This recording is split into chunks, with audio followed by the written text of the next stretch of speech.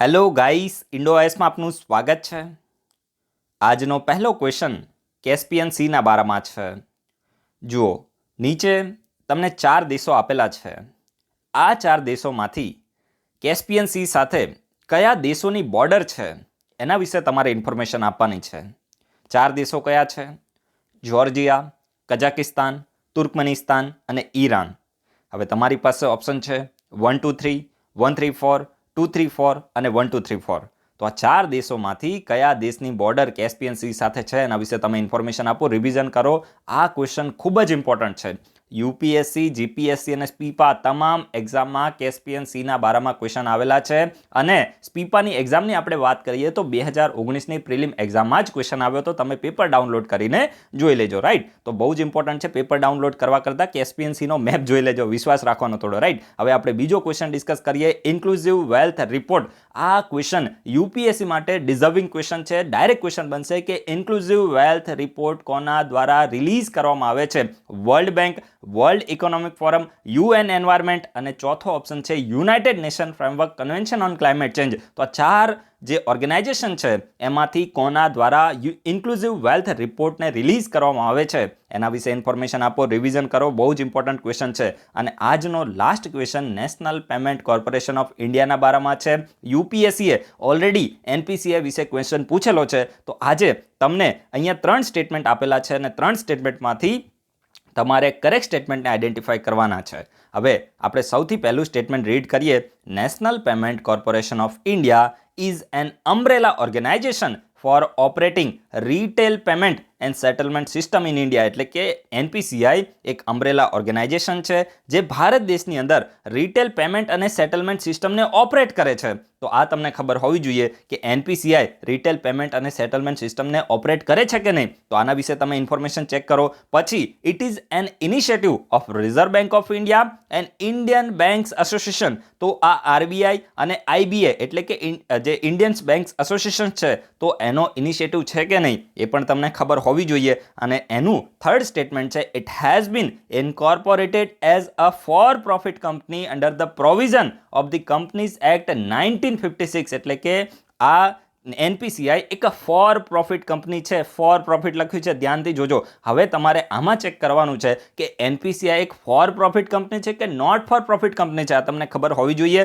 અને આને companies act 1956ની પ્રોવિઝનના તહેત બનાવવામાં આવી છે કે નહીં આ પણ તમને ખબર હોવી જોઈએ। તો ડિટેલમાં તમારે આન્સર આપવાની કોશિશ કરવાની છે। યુપીએસસી લેવલના કેન્ડિડેટ તમારે બનવાનું છે તો જીપીએસસી 1-2ની એક્ઝામ તમે નીકાળી શકશો આરામથી। હંમેશા ગોલને થોડા ઉપર રાખો। જો મેં ઘણી વખત છે ને હું તમને આ બધી વસ્તુ ઓપનલી ક્યારે કહેતો નથી, ઘણા મને મેમ્બર મળે છે અને વોટ્સઅપમાં પણ આપણે વાત થતી હોય છે, ઘણા આપણા ફ્રેન્ડ પણ હોય, હંમેશા છે ને એકદમ ગોલ એટલા નીચા રાખશે ને, આ હું તમને નેગેટિવ વેમાં નથી કહેતો પણ તમારા ગોલને થોડા ઉપર રાખો। યુપીએસસી કંઈ એવું નથી કે એ એક્ઝામ કોઈ દિવસ ક્લિયર ના થાય, પેપર અઘરું આવે છે, બધી વસ્તુ સાચી છે, પણ એના લેવલની જો આપણે તૈયારી કરીએ તો એ એક્ઝામ એને નીકાળવી એ પોસિબલ થઈ શકે। સમજી ગયા? થોડું ઊંચું વિચારવાનું રાખશો તો તમને ફાયદો થશે।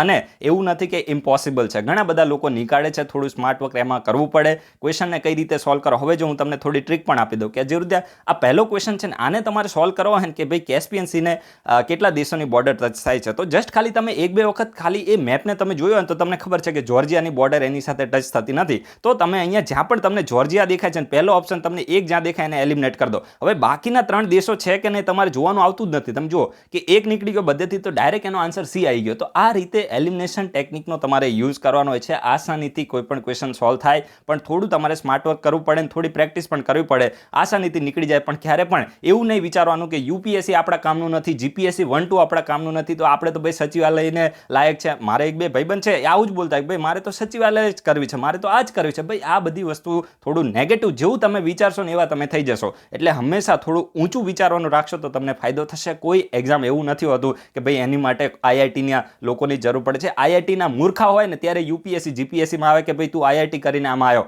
સમજી ગયા? એટલે એવું નહીં સમજવાનું, તમે જો કોલેજ કરેલી છે ને તમે એ લોકો સાથે કમ્પેરિઝન કરો તો એ મૂર્ખા કહેવાય, કારણ કે એ આઈઆઈટી કરીને પછી આ ફિલ્ડમાં આવ્યા છે। તો ભાઈ પહેલા એ કરવું હતું તો બીકોમ કે બીએ કરીને આમાં આવું હતું ને, બીજાની નોકરી શું કરવા માટે લે છે, સમજી ગયા? એટલે ક્યારેય બીજા લોકો સાથે કમ્પેરિઝન ના કરો, તમે જ બેસ્ટ છો અને એની માટે હંમેશા તૈયાર રહો અને તમે પણ યુપીએસસીની એક્ઝામ નીકાળી શકો છો। હંમેશા પોઝિટિવ વિચારશો તો તમને ફાયદો થશે, રાઈટ? હવે આજે આપણે લક્ષ્મી વિલાસ પેલેસ વિશે આપણે ઇન્ફોર્મેશન લેવાના છે. લક્ષ્મી વિલાસ પેલેસ, હવે જો આ લક્ષ્મી વિલાસ પેલેસ ન્યૂઝમાં શા માટે છે ને હું તમને લાસ્ટમાં કહીશ, કારણ કે ફાલતુ છે. પણ આ જે લક્ષ્મી વિલાસ પેલેસ છે આને કોના દ્વારા બનાવવામાં આવ્યો હતો અને ક્યાં લોકેટેડ છે આ તમને ખબર હોવી જોઈએ. તો જો મેઇનલી લક્ષ્મી વિલાસ પેલેસ છે ને તો આપણા ગુજરાતના વડોદરામાં લોકેટેડ છે. સમજી ગયા? ગુજરાતના વડોદરામાં લક્ષ્મી વિલાસ પેલેસ લોકેટેડ છે and it was constructed by Gaekwad family, એટલે કે આને ગાયકવાડ ફેમિલી, જે મેઇનલી મરાઠા ફેમિલી હતી, ગાયકવાડ ફેમિલી, તો એના દ્વારા આ લક્ષ્મી વિલાસ પેલેસને વડોદરામાં બિલ્ડ કરવામાં આવ્યો હતો. અને આ ફેમિલી એક પ્રોમિનન્ટ મરાઠા ફેમિલી હતી and it who ruled the Baroda state. આ જે ગાયકવાડ હતું તો એ ફેમિલીએ, ગાયકવાડ ડાયનેસ્ટીએ બરોડા સ્ટેટને રૂલ કર્યું હતું and it was build by Maharaja Sayajirao Gaekwad III in 1890, એટલે કે મહારાજા સયાજીરાવ ગાયકવાડ છે તો એને 1890માં સયાજીરાવ ગાયકવાડ III એ 1890માં આ લક્ષ્મી વિલાસ પેલેસ છે તો એને બિલ્ડ કર્યો હતો. એન્ડ મેજર ચાર્લ્સ મંત, અને હું મંત પ્રોનાઉન્સ કરું છું, મંટ પણ અમુક આને પ્રોનાઉન્સ કરી શકે છે, was credited to be the main architect of the palace, એટલે કે આ પેલેસના મેઇન આર્કિટેક્ટની ક્રેડિટ કોને જાય છે તો મેજર ચાર્લ્સ મંટને આ ક્રેડિટ જાય છે. અને Laxmi Vilas palace was style on the Indo Saracenic revival architecture. આને હું સારાસેનિક પ્રોનાઉન્સ કરું છું. હવે આ શું છે ને, જો આ ઇન્ડો સારાસેનિક છે ને આને ઇન્ડો ગોથિક પણ કહેવામાં આવે છે અને નિયો મુગલ પણ કહેવામાં આવે છે. ઇમ્પોર્ટન્ટ છે, યાદ રાખજો. હવે આ જે લક્ષ્મી વિલાસ પેલેસ છે તો આની સ્ટાઇલની આપણે વાત કરીએ તો ઇન્ડો સારાસેનિક રિવાઇવલ આર્કિટેક્ચર છે. અને ઇન્ડો સારાસેનિક આપણે આર્કિટેક્ચરની વાત કરીએ તો એને ઇન્ડો ગોથિક પણ કહેવામાં આવે છે, મુગલ ગોથિક પણ કહેવામાં આવે છે, નિયો મુગલ પણ કહેવામાં આવે છે અને હિન્દુ સ્ટાઇલ પણ કહેવામાં આવે છે. બહુ જ ઇમ્પોર્ટન્ટ છે, યાદ રાખજો. આર્ટ એન્ડ કલ્ચરમાં અહીંયાથી ક્વેશ્ચન બની શકે કે ઇન્ડો સારાસેનિક આર્કિટેક્ચર, તો આ આર્કિટેક્ચર છે તો મેઇનલી એને કોના દ્વારા અને કયા સમયમાં આને શરૂ કરવામાં આવ્યું હતું. તો જો મેઇનલી જે પણ બ્રિટિશ આર્કિટેક્ટ્સ હતા ને તો એ મેઇનલી આ સ્ટાઇલનો યુઝ કરતા હતા આર્કિટેક્ટ માટે. યાદ રાખજો, ઇમ્પોર્ટન્ટ છે. 19મી સદીની લેટર 19th સેન્ચુરીની આપણે વાત કરીએ તો ઇન્ડિયાની અંદર જે બ્રિટિશ આર્કિટેક્ટ હતા તો એ આ રિવાઇવલિસ્ટ આર્કિટેક્ચરલ સ્ટાઇલ છે તો એનો યુઝ કરતા હતા. અને મેઇનલી આના બીજા નામની આપણે વાત કરીએ તો ઇન્ડો ગોથિક પણ છે, મુગલ ગોથિક પણ છે, નિયો મુગલ અને હિન્દુ સ્ટાઇલ પણ એને કહેવામાં આવે છે. ઇન્ડો સારાસેનિક આર્કિટેક્ચરની હું વાત કરું છું. અને આજે લક્ષ્મી વિલાસ પેલેસ છે તો એ કઈ સ્ટાઇલમાં છે તો ઇન્ડો સારાસેનિક સ્ટાઇલમાં છે. અને આના આર્કિટેક્ટની આપણે વાત કરી દીધી છે, 1890માં બન્યું હતું. અને કયા રાજાના સમયમાં તો સયાજીરાવ ગાયકવાડ III ના સમયમાં આ જે લક્ષ્મી વિલાસ પેલેસ છે તો એ બન્યો હતો. અને અત્યારે ન્યૂઝમાં કેમ આવ્યો તો આપણી જે ગુજરાત હાઈકોર્ટ છે તો એના ચીફ જસ્ટિસ આ લક્ષ્મી વિલાસ પેલેસના પ્રિઝર્વેશન માટે કંઈક હિયરિંગ કરતા હતા, એમાં આર્ગ્યુમેન્ટ થઈ હતી. ત્યારે આપણા ચીફ જસ્ટિસે અલ્હાબાદ હાઈકોર્ટનું જે જજમેન્ટ હતું તો એને ફરીથી રિકોલ કર્યું છે. તો આપણી માટે એટલું બધું ઇમ્પોર્ટન્ટ નથી. આપણી માટે જે ઇમ્પોર્ટન્ટ હતું એને આપણે પહેલાં ડિસ્કસ કરી દીધું છે. કામ કી બાત કરો ઓર આગે બઢો. એના પછી જે નેક્સ્ટ આર્ટિકલ છે તો ઇન્ટરનેશનલ મધર. ચલો આની સાથે લિંક કરીને હું તમને થોડો એક ક્વેશ્ચન પૂછી લઉં. અત્યારે મેં તમને ગાયકવાડ કીધું ને તો આપણા ગુજરાતના વડોદરાની એ બધું આપણને તમને ખબર છે. હવે બીજા જે પણ મરાઠા રાજાઓ હતા ને, જેવી રીતે પેશવા છે, ભોસલે છે, પછી તમે જોશો તો હોલકર છે, એના સિવાય સિંધિયા છે, તો આ કયા કયા મતલબ જે સ્ટેટના હતા એના વિશે તમારે ઇન્ફોર્મેશન આપવાની છે. જેવી રીતે તમે જોશો તો જે ભોસલે છે એના સિવાય નાગપુરના કયા હતા, પછી ઇન્દોરના કયા હતા, પછી ગ્વાલિયરના કયા હતા. તો એના વિશે તમારે મેચ ધ ફોલોઈંગમાં ક્વેશ્ચન આવી શકે છે. યુપીએસસીમાં જે લોકોએ સ્પેક્ટ્રમની બુક વાંચી હશે, તમને ખબર હશે તો તમે મેચ ધ ફોલોઈંગ કરીને દરેક લોકો ઇન્ફોર્મેશન આપે, ખૂબ જ ઇમ્પોર્ટન્ટ છે. જે પેશવા હતા એ પણ પુણેના હતા તો એના વિશે તમને ઇન્ફોર્મેશન હશે તો તમે મેચ ધ ફોલોઈંગમાં ક્વેશ્ચન આવે તો પહેલાથી તમે એની માટે તૈયાર રહો. તમને જે સ્પીપાની મેઇનલી જે એક્ઝામ છે તો એમાં પણ આ પ્રકારના ક્વેશ્ચન આવેલા છે. તો તમે શું કરો, થોડી ઇન્ફોર્મેશનને તમે ગેધર કરીને રાખો, તમારી નોટ્સની અંદર નોટ ડાઉન કરો અને કમેન્ટમાં એના વિશે ઇન્ફોર્મેશન આપો. હવે જે નેક્સ્ટ આર્ટિકલ આપણે ડિસ્કસ કરવાના છીએ તો એ ઇન્ટરનેશનલ મધર લેંગ્વેજ ડેના બારામાં છે. તો જો ઇન્ટરનેશનલ મધર લેંગ્વેજ ડે 21મી ફેબ્રુઆરીએ સેલિબ્રેટ કરવામાં આવે છે તો ફાલતુ છે, આપણી માટે ઇમ્પોર્ટન્ટ નથી. આપણી માટે થોડી આના વિશે જે બેઝિક ઇન્ફોર્મેશન છે તો આપણને ખબર હોવી જોઈએ. The day is celebrated two promote the awareness of the linguistic and cultural diversity across the world. એટલે કે વિશ્વની અંદર જે પણ લિંગ્વિસ્ટિક એટલે કે ભાષાકીય અને કલ્ચરલ એટલે કે સાંસ્કૃતિક ડાયવર્સિટી એટલે કે વિવિધતા જોવા મળે છે તો એને સેલિબ્રેટ કરવા માટે, લોકોમાં અવેરનેસ ફેલાવવા માટે ડેને દર વર્ષે આપણે 21મી ફેબ્રુઆરીએ સેલિબ્રેટ કરીએ છીએ. First announce by UNESCO in 1999. UNESCO દ્વારા 1999માં પહેલી વખત આ ડે છે તો એને અનાઉન્સ કરવામાં આવ્યો હતો. It was formally recognized by the United Nation General Assembly in 2002. એટલે કે યુનાઇટેડ નેશનની જનરલ એસેમ્બલી દ્વારા 2002માં આને ફોર્મલી રેકગ્નાઇઝ કરવામાં આવ્યો હતો. The idea to celebrate the International Mother Language day was initiative of Bangladesh. એટલે કે ઇન્ટરનેશનલ મધર લેંગ્વેજ ડે ને સેલિબ્રેટ કરવાનો આઈડિયા તો એ કયા દેશે આપ્યો હતો? તો બાંગ્લાદેશે આપ્યો હતો. એ બાંગ્લાદેશે આપ્યો હતો. And the theme for the International Mother Language Day 2021 is fostering multilingualism for inclusion in education and society. ખૂબ જ ઇમ્પોર્ટન્ટ છે, યાદ રાખજો. Fostering multilingualism for inclusion in education and society. તો આ વર્ષની થીમ છે, તો આને તમે નોટ ડાઉન કરી શકો છો. આમાં કંઈ સમજવાનું આવતું નથી, રાઈટ. એના પછી જે નેક્સ્ટ આર્ટિકલ છે તો કાર્બન વોચ એપ્લિકેશનના બારામાં છે. ખૂબ જ ઇમ્પોર્ટન્ટ એપ્લિકેશન છે કાર્બન વોચ એપ્લિકેશન. તો તમારે યાદ શું રાખવાનું છે કે આ કાર્બન વોચ એપ્લિકેશન શાની માટે છે? તો જે પણ વ્યક્તિ ઇન્ડિવિડ્યુઅલ છે તો એ કેટલું કાર્બનનું એમિશન કરે છે, એટલે કે પર્ટિક્યુલર હ્યુમન બીંગની કાર્બન ફૂટપ્રિન્ટ કેટલી છે. ફૂટપ્રિન્ટ એટલે તમે સમજો કે હ્યુમનની વેરિયસ એક્ટિવિટીઝ દ્વારા કેટલું કાર્બનનું એમિશન થાય છે એને કાર્બન ફૂટપ્રિન્ટ કહેવામાં આવે છે. તો એને મેઝર કરવા માટે, એને અસેસ કરવા માટે આ કાર્બન વોચ એપ્લિકેશન છે તો એને લોન્ચ કરવામાં આવી છે. અને ભારતની એ કયું પહેલું યુનિયન ટેરેટરી અથવા તો યુટી બની છે, યુટી અથવા તો રાજ્ય બન્યું છે જેને આ કાર્બન વોચ એપ્લિકેશનને લોન્ચ કરી છે? તો અત્યારે તો આપણે યુટી વિશે ડિસ્કસ કરવાનું છે, કારણ કે અત્યાર સુધી કોઈ પણ રાજ્ય આને લોન્ચ કરી નથી. ચંદીગઢ ભારતની પહેલી યુટી બની ગઈ છે જેને આ કાર્બન વોચ એપ્લિકેશનને લોન્ચ કરી છે. તો તમે યાદ રાખજો, ખૂબ જ ઇમ્પોર્ટન્ટ છે. કઈ યુટી દ્વારા લોન્ચ કરવામાં આવ્યું છે? તો ચંદીગઢ યુનિયન ટેરેટરી દ્વારા કાર્બન વોચ એપ્લિકેશનને લોન્ચ કરવામાં આવી છે. તો આ ફેક્ટ તમને ખબર પડી ગયા છે. Mobile application to assess the carbon footprint of individual, એટલે કે એક વ્યક્તિ દ્વારા કેટલું કાર્બન ડાયોક્સાઇડનું એમિશન કરવામાં આવે છે તો એને મેઝર કરવા માટે આ એપ્લિકેશનને લોન્ચ કરવામાં આવી છે. Although the app can access by everyone, it has a specific option for the resident of the Chandigarh to compile a detail study. એટલે કહેવા શું માંગે છે કે ભાઈ આમ તો કોઈ પણ વ્યક્તિ આ એપ્લિકેશનને એક્સેસ કરી શકે છે, એનો યુઝ કરી શકે છે, પરંતુ આની અંદર ચંદીગઢના લોકો, એટલે કે માની લો કે આપણે અમદાવાદમાં રહીએ છીએ તો અમદાવાદના લોકો માટે સ્પેસિફિક ઓપ્શન હોય, એવી રીતે ચંદીગઢના જે રેસિડન્ટ લોકો છે તો એની માટે એક સ્પેસિફિક ઓપ્શન છે. The application can be download through QR code in Android support smart cell phone. સમજી ગયા? સ્માર્ટ સેલ ફોન એટલે કે જે પણ એપ્લિકેશનને ડાઉનલોડ કર્યું હોય તો QR કોડનો યુઝ કરીને તમે એન્ડ્રોઇડ સેલફોન છે તો એનો યુઝ કરીને ડાઉનલોડ કરી શકો છો. આપણે એનાથી કોઈ લેવા દેવા નથી. As a person download the application they will need to fill the details in 4 part. એટલે કે કોઈ પણ વ્યક્તિ આ એપ્લિકેશનને ડાઉનલોડ કરશે તો એને 4 પાર્ટની અંદર ડિટેલ ફિલ કરવાની હશે. ઇમ્પોર્ટન્ટ છે. કઈ રીતે હું તમને કહું છું. તો જો જે પણ વ્યક્તિ ડાઉનલોડ કરીને તો એને વોટર છે, એનર્જી છે, વેસ્ટ જનરેશન છે, ટ્રાન્સપોર્ટ છે, સમજી ગયા? એટલે કે જે વ્હીક્યુલર એમિશન થતું એની આપણે વાત કરીએ છીએ. તો એ બધા વિશે ઇન્ફોર્મેશન લખવાની કે માની લો કે કોઈ પણ વ્યક્તિ છે તો દિવસનું આટલું વોટર છે તો એનું કન્ઝપ્શન કરે છે, આટલી એનર્જીનું કન્ઝપ્શન કરે છે, પછી માની લો કે એના દ્વારા એના પરિવારમાં આટલું વેસ્ટ છે તો એને જનરેટ કરવામાં આવે છે, પછી એ વ્યક્તિ અહીંથી લઈને આટલી ડિસ્ટન્સ સુધી ટ્રાવેલિંગ કરે છે, બાઇક દ્વારા કરે છે, કાર દ્વારા કરે છે, તો બધી વસ્તુની ઇન્ફોર્મેશન વ્યક્તિ ફિલ કરશે. પછી ઓટોમેટિકલી એ જે મોબાઈલ એપ્લિકેશન છે તો એ જનરેટ કરશે કે ભાઈ આ વ્યક્તિ દ્વારા કેટલું કાર્બન ડાયોક્સાઇડનું એમિશન કરવામાં આવે છે અને કાર્બન ફૂટપ્રિન્ટમાં આ વ્યક્તિનું કોન્ટ્રીબ્યુશન કેટલું છે, ઓટોમેટિકલી અસેસ થઈ જશે. પછી એને કંઈ પનિશમેન્ટ આપવાની એ બધું નહીં થાય. જસ્ટ ખાલી આપણે એક ડિટેલ એક સ્ટડી કરી શકીએ તો એ મકસદથી આને મેઇનલી લોન્ચ કરવામાં આવ્યું છે. તો આ તમને મેઇન્સમાં પણ આ ટોપિક સારો એવો તમને કામમાં આવી જાય. તમે કોઈ પણ જગ્યાએ કોટ કરી શકો છો કે ભાઈ કાર્બન ફૂટપ્રિન્ટને અસેસ કરવા માટે, એને રોકવા માટે કયા પ્રકારના પગલાં લેવામાં આવ્યા છે. તો આ બધી વસ્તુને તમે ગમે ત્યારે જ્યારે યાદ આવી જાય ત્યારે તમે એને લખી શકો છો કોઈ પણ જગ્યાએ, પણ એની સાથે ટોપિક મેચ થતો હોવો જોઈએ. અને એસેમાં તમે ખાસ આ પ્રકારના એક્ઝામ્પલ કોટ કરો કે ભાઈ ચંદીગઢ દ્વારા આ પ્રકારનો ઇનિશિયેટિવ લેવામાં આવે છે, તો ત્યારે તમારી જે પણ નોલેજ છે તો બીજાથી થોડું અલગ દર્શાવે અને એનો તમને થોડો ફાયદો થઈ શકે છે. With the mention information the mobile application will automatically calculate the carbon footprint of the individual. અને જે પણ મેન્શન ઇન્ફોર્મેશન હશે તમે જે ફિલ કરી હશે, તમે ઇન ધ સેન્સ કે જે ચંદીગઢના લોકો હશે તો ઓટોમેટિકલી પછી એ વ્યક્તિનું કાર્બન ફૂટપ્રિન્ટ કેટલું છે તો એને અસેસ કરી લેશે.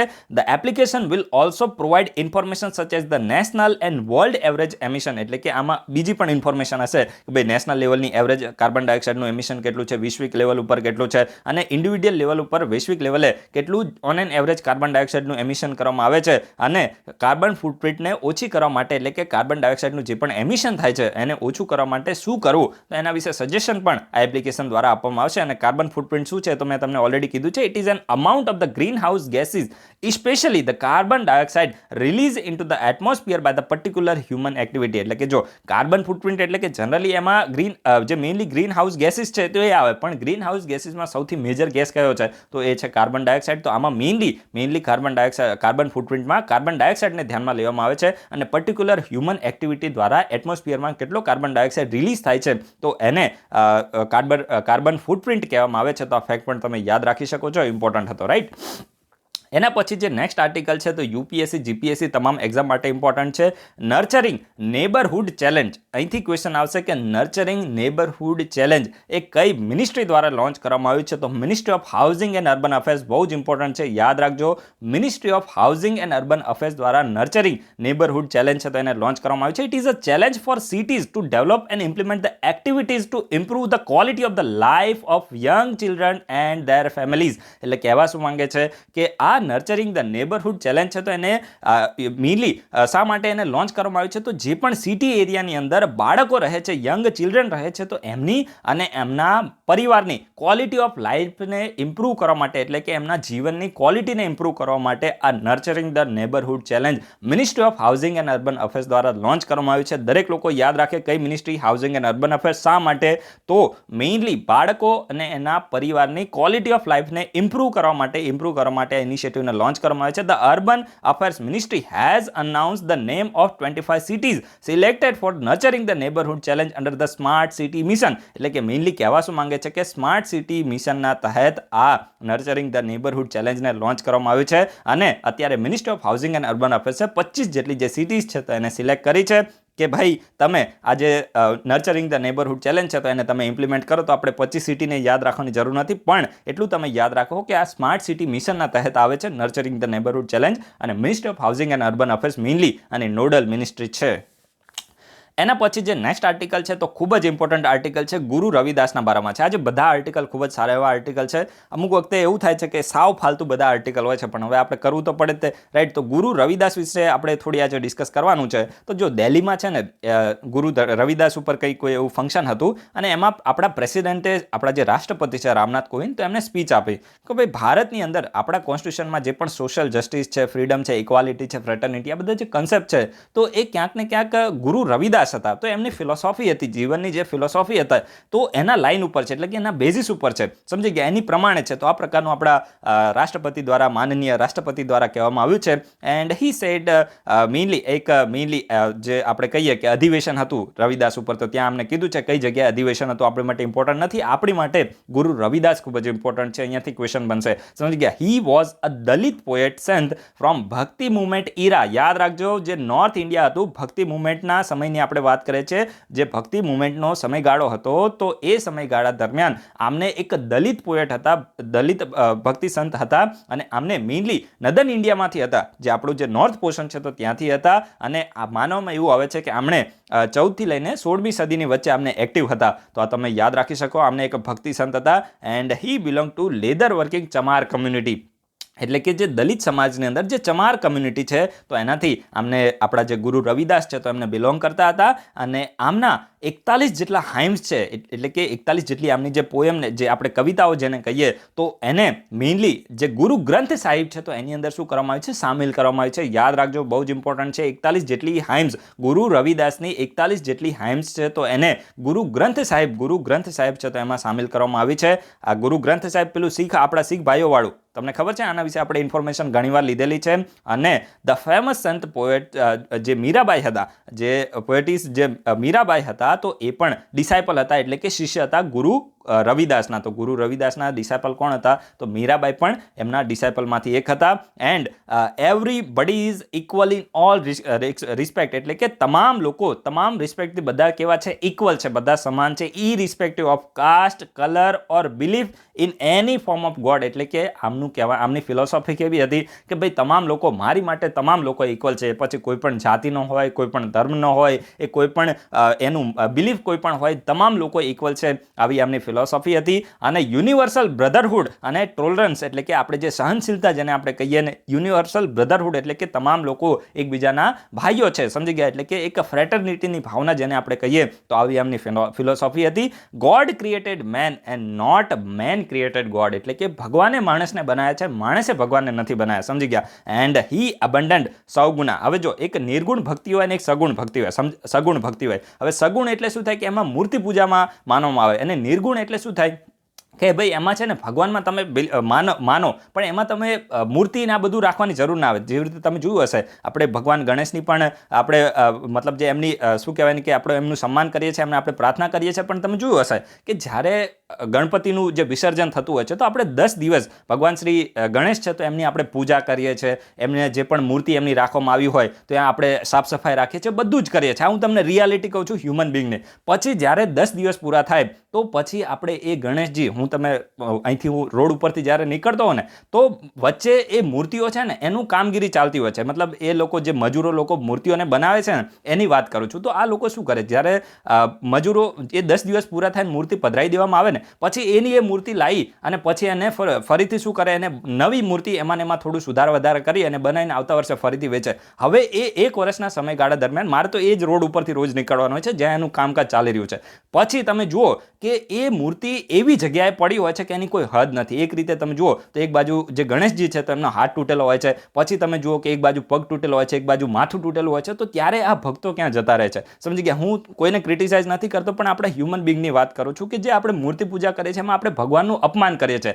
ઇવન આપણે રિવર છે તો એને પોલ્યુટ કરીએ છીએ. તમે જુઓ કે ડીઝે ના બધું હોય તો જસ્ટ ખાલી શું છે, દેખાડો છે, અને એ એન્વાયરમેન્ટ પોલ્યુશન થાય છે. આટલું બધું જે થઈ રહ્યું છે, ભક્તિ છે તો અંદરથી ભક્તિ હોય ને, ખાલી તમે એક સારું એવું કામ કરી દો ને, માની લો કે કોઈને ગરીબ માણસ છે તો એની ભૂખને મિટાઈ દો તો એ પણ એક પ્રકારે ભગવાનની ભક્તિ થઈ જાય. સમજી ગયા? આ રીતે આપણે જે દેખાડો કરીએ છીએ અલ્ટિમેટલી ભગવાનનું આપણે અપમાન કરીએ છીએ. અને પછી એ ગણેશજીની મૂર્તિ એ હાલતમાં પડી હોય છે, દશામાની મૂર્તિ એ હાલતમાં પડી હોય છે કે એની ઉપર જેસીબીને ચલાવવામાં આવે છે અને એ જેસીબીને લઈને પછી એને કચરાની પેટીમાં નાખી દેવામાં આવે છે. ત્યારે એ ભગવાન અને માતાજીનું કેટલું અપમાન થતું હશે. સમજી ગયા? તો એ બધી વસ્તુને આપણે અવોઇડ કરવાની જરૂર છે. અને જે આપણા આ ગુરુ હતા તો એ પણ એવું જ કહેતા હતા, ભાઈ તમે ભક્તિ કરો. તો એ પેલો અખો કે કોણ, કોઈ આપણા ગુજરાતીમાં કોઈ પોએટ હતા, એને એવું કીધું હતું કે પથ્થર પૂજે હરી મિલે તો અમે પૂજું પહાડ. કે જો પથ્થર પૂજવાથી, જો એક પથ્થરની મૂર્તિને પૂજવાથી ભગવાન મને મળી જાય તો હું તો આખા પહાડને પૂજી નાખું, મને બધા ભગવાન મળી જાય. સમજી ગયા? તો આવી એક એમની ફિલોસોફી હતી. કોઈ પણ લોકો આને પર્સનલી ના લે અને કમેન્ટમાં કોઈ પણ વધારે પડતું ભાષણ ના આપે, નહીં તો સીધા બ્લોક કરી દેવામાં આવશે. આપણને ભાષણ સાંભળવું પસંદ નથી. આ જસ્ટ ખાલી જે રિયાલિટી છે અને એ બધી આપણે અહીંયા ડિસ્કસ કરીએ છીએ કે ભાઈ જે આ ગુરુ રવિદાસ હતા તો એ પણ આ પ્રકારની ફિલોસોફીમાં માનતા હતા. તમારી જે પણ ફિલોસોફી હોય એ તમારે પણ એમાં માની શકો છો. આપણે દરેક લોકો ભારતમાં રહીએ છીએ અને તમામ લોકોને આર્ટિકલ 25 ને બધા તમને આર્ટિકલ મળેલા છે, આર્ટિકલ 19 છે. સમજી ગયા? તમારી લાઈફ છે, તમે એને સારી રીતે એન્જોય કરી શકો છો. પણ આ જસ્ટ ખાલી મારા વ્યૂ છે એને પ્રેઝન્ટ કરું છું. અને આ રવિદાસે જે વાત કરી એને આપણે ડિસ્કસ કરીએ છીએ. અને જેને માનવું હોય માની શકે છે, ના માનવું હોય તો સૌથી સારું તો આપણે કહીએ તો મુસ્લિમ ધર્મ છે, એમાં અલ્લાહ છે, તો એને જસ્ટ ખાલી એમને એક પ્રકારે નિર્ગુણ ભક્તિ છે, એમને દિલથી એમને અલ્લાહને યાદ કરે. અને આ જ વસ્તુ મારું પણ પર્સનલી માનવું છે કે હોવું જોઈએ. ને આ રીતે જે આપણે કરીએ છીએ એને આપણે અવોઇડ કરવું જોઈએ. પછી તો દરેક લોકોની પર્સનલ માન્યતા હોય છે અને એ તમે એને ફોલો કરી શકો છો. હી અબન્ડન્ટ સગુના ભક્તિ form of the supreme Bing and focus on the નિર્ગુણ. એટલે કે નિર્ગુણ ભક્તિ ઉપર અમને મેઇનલી ફોકસ કર્યો હતો, without attributes and abstract, right, from the supreme Bing. એટલે કે અમને નિર્ગુણ ભક્તિમાં મેઇનલી ફોકસ કર્યો હતો. એ વસ્તુ તમે સમજી શકો છો. તો યાદ રાખજો, આમને એક નિર્ગુણ ભક્તિ સંત હતા. તમને કન્ફ્યુઝ કરવા હશે ને તો તમને આ પ્રકારે સ્ટેટમેન્ટ આપશે કે ગુરુ રવિદાસ હતા તો એક સગુણ ભક્તિ સંત હતા, તો એ સ્ટેટમેન્ટ રોંગ હશે. અને આજનો જે લાસ્ટ આર્ટિકલ છે તો મેઇન્સ માટે ખૂબ જ ઇમ્પોર્ટન્ટ છે. ઇન્ડિયા મોલદીવ રિલેશનના બારામાં છે, તમને મેઇન્સમાં પણ કામ આવશે. તો આપણા ઇન્ડિયા અને મોલદીવ વચ્ચે ઘણા બધા એગ્રીમેન્ટ વેરિયસ ડોમેનમાં સાઇન થયા છે. તો એ ડોમેનની આપણે વાત કરીએ તો જો મેઇનલી તમે જોઈ શકો છો કે ફિશ પ્રોસેસિંગ છે, પબ્લિક બ્રોડકાસ્ટિંગ છે, સસ્ટેનેબલ અર્બન ડેવલપમેન્ટ છે, રોડ ઇન્ફ્રાસ્ટ્રક્ચર છે, હાઉસિંગ છે, અને તમે એના સિવાય જોઈ શકો છો કે બ્રોડકાસ્ટિંગની ફિલ્ડ છે, પછી સ્પોર્ટ્સ માટે આ વેરિયસ સેક્ટરની અંદર એગ્રીમેન્ટને સાઇન કરવામાં આવ્યા છે.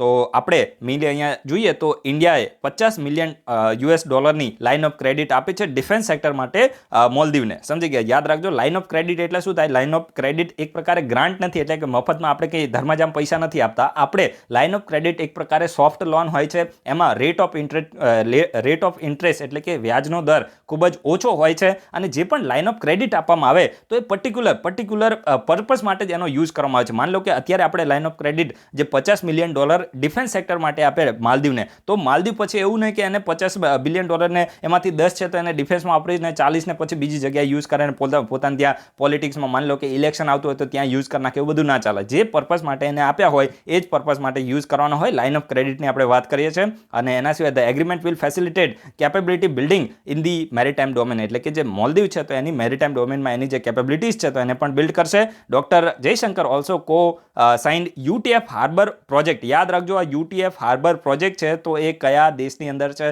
તો મોલદીવમાં છે યુટીએફ હાર્બર પ્રોજેક્ટ, અને એની માટે પણ આપણે જે પણ એગ્રીમેન્ટ છે તો એને સાઇન કર્યો છે. And he said that the project agreement will strengthen the Maldivian coast guard capability, એટલે કે આ જે યુટીએફ હાર્બર પ્રોજેક્ટ છે તો માલદીવની જે કોસ્ટ ગાર્ડની કેપેબિલિટીઝ છે તો એને એન્હેન્સ કરશે.